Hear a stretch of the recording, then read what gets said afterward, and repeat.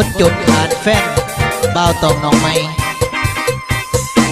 เอาจากไม่ดีตอนห้ามทุกงานเมาเอาชัว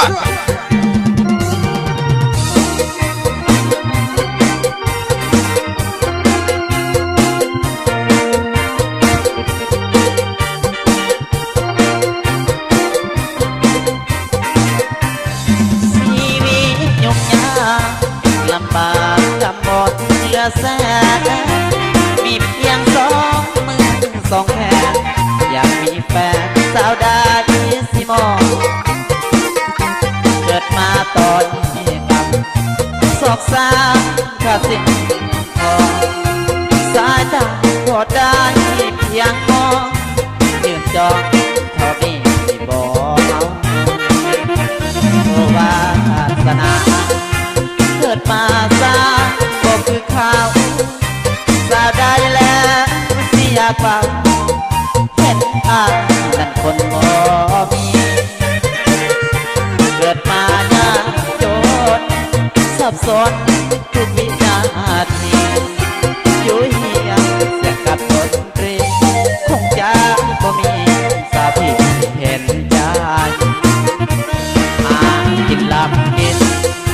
ก็พอได้แต่ใส่ป่าชีวิตสามมายุ่งยากลำบากก็คือข้าวอยากมีคนหาเพียงข้างพอได้บัดเทาคือจนแต่ตอนนี้เฮาสาวเบาๆน้ำเขาจากน้อยพ่อแม่ก็บอกมีอย่างสิหาย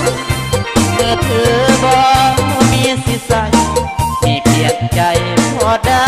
เดิมพันเกิดมาชาตินี้คงบอกสมแล้วแจ่มจันทร์พอได้แต่เพียงไปพัน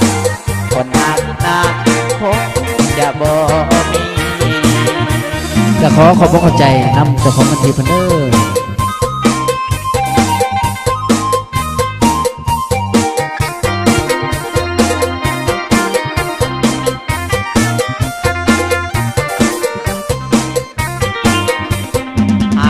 กินลับกิน